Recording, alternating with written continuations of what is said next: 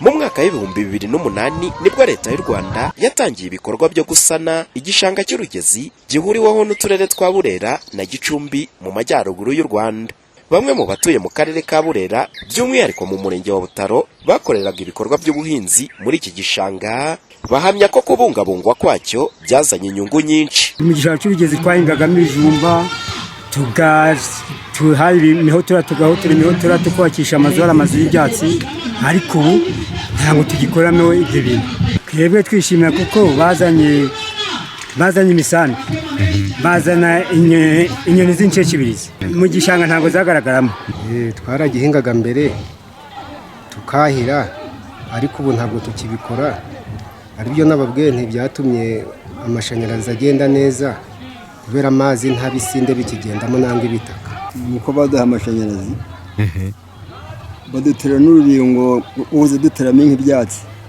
Mbese ubwatsi mwakuragamo nta gihombo mwagize babahaye urubingo rwo gutera?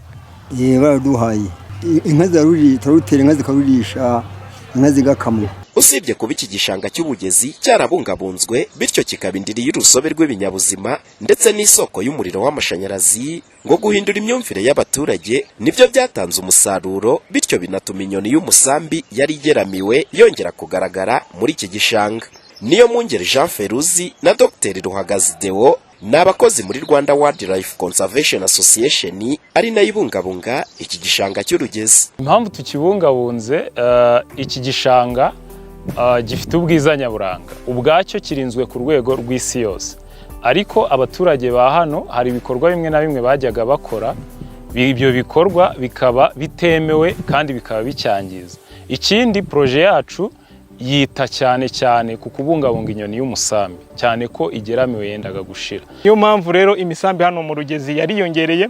Dukurikije census zagiye zitangira, twatangiye dufite imisambi 74 hano mu gishanga cya Rugezi, ariko muri census ya 2021 twageze ku misambi 203 hano mu gishanga cya Rugezi.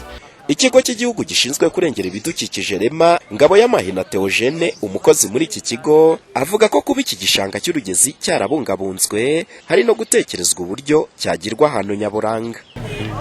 Mu rwego rw'igihugu rero ngira ngo mwabyumvishe, dufite umugambi wo kugira ngo Urugezi rube ahantu nyaburanga, ecotourism, nk'uko hagiye hakorwa ibindi byanya. Muri rusange iki gishanga cy'Urugezi kuri ubu gifite ubuso bwa hegitari zirenga 6.